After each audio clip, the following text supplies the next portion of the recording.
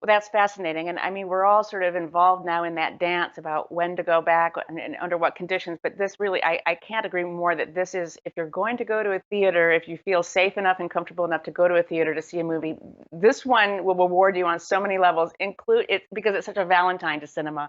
But speaking of the pandemic, can this is really a product of the pandemic in many ways in terms of the gestation of it. It's a memory piece, and like so many of us, when went into lockdown 2 years ago, we were sort of confronted in many ways with our memories. We had the time and the space and the silence to sort of let them bubble up. Can you tell us a little bit about that process for you and the catharsis of writing Belfast?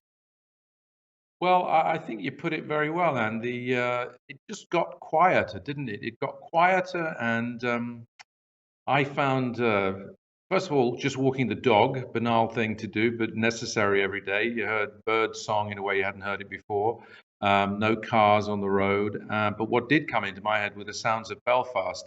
When I left there 50 years ago, it was with a sense of sadness, also a sense of excitement. There was a new adventure, but I had begun to understand that the leaving of Belfast, that profound change in the life of this 9-year-old kid and in the life of our family and so many families over there who'd been traumatized by the beginning of the Troubles, was something that really haunted me and and was not, as you might say, sort of fully processed. And I began to think that the story, at least from a personal point of view, had to come out. So I began to write it literally on March the 23rd of 2020.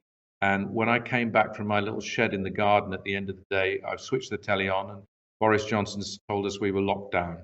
So I thought, well, you know what? I am going to continue writing this, and as I did so, I felt as though there was a sense in which this sort of migrant story, if you like, might have a way of reaching out to other people and connecting on the sort of emotional level that I was finding I was drawn to connecting with myself as I started to write.